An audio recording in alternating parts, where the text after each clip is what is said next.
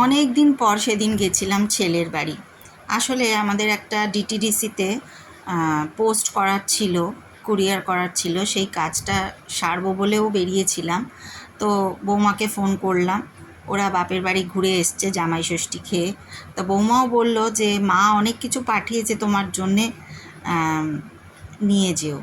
মানে বলেছিল সামান্য কিছুই, কিন্তু গিয়ে দেখলাম অসামান্য সব জিনিসপত্র পাঠিয়েছে। তো প্রথমেই গেছিলাম আমরা অরশ্রী মার্কেটে। এই অরশ্রী মার্কেটে একটা বইয়ের দোকান আছে, সেই দোকান থেকে একটা মজার জিনিস কিনেছি, পরে তোমাদের দেখাবো।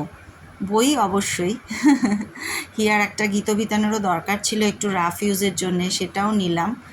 তো তারপরে বইয়ের দোকান দেখলে যা হয়, আমার মেয়ে তো একেবারে মুগ্ধ কালেকশান দেখে, বেরোতেই চায় না, এত মানে ভালোবাসে ও বই পড়তে আর বই কিনতে। ডানলপের বাড়িটা আমাদের কলকাতায় আর কি, ভরে গেছে মোটামুটি বইতে।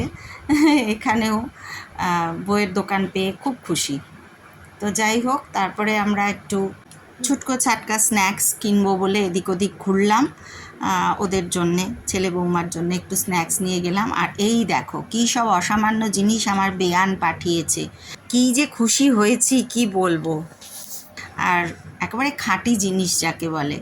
অনেক দিন বাদে ছেলে বৌমার সাথে বসে জমিও আড্ডা দিলাম। আর বৌমা এত ভালো চা খাওয়ালো, ও ভীষণ ভালো চা করে, এত ভালো চা খাওয়ালো একেবারে মন খুশি হয়ে গেল। হিয়াও ভীষণ খুশি, অনেক দিন বাদে দাদাভাই বৌমনির সাথে বসে আড্ডা দিচ্ছে। তারপরে চা আর একটু স্ন্যাক্স খেয়ে আমরা অনেক গল্প গুজব করে বাড়ি ফিরলাম। বাড়ি ফেরার পথেও টুকটাক একটু কাজ ছিল, তো সেই কাজগুলো একটু সারতে সারতে ফিরলাম আর কি। সেদিন খুব বৃষ্টি হয়েছিল, ভেবেছিলাম যে একদম বেরোতেই পারবো না, এত গরম চলছে, তার মাঝে এই হঠাৎ হঠাৎ বৃষ্টিগুলো ভীষণ আনন্দ দিচ্ছে মনে, কিন্তু ঠান্ডা একেবারেই হচ্ছে না, গরম মোটেই কমছে না। সেটা কলকাতায় বলো আর শান্তিনিকেতনই বলো, রাস্তায় মোড়ে মোড়ে একটু একটু জল জমেছে। তো যাই হোক, আমি একটু গেছিলাম আরামবাগসে, সেইখান থেকে একটু কয়েকটা জিনিস নিয়ে আবার রওনা দেব বাড়ির উদ্দেশ্যে। তো আসলাম। আর হিয়া কেন হাসছে একটু বলি। এই ফোন নিয়ে যাবি, ভিডিও করবি? না না, ইয়ে কিনবো চিপস তো।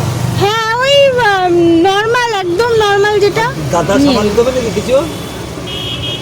দাদা সামান নিতে হবে কিছু? সিগারেট নিয়েছি।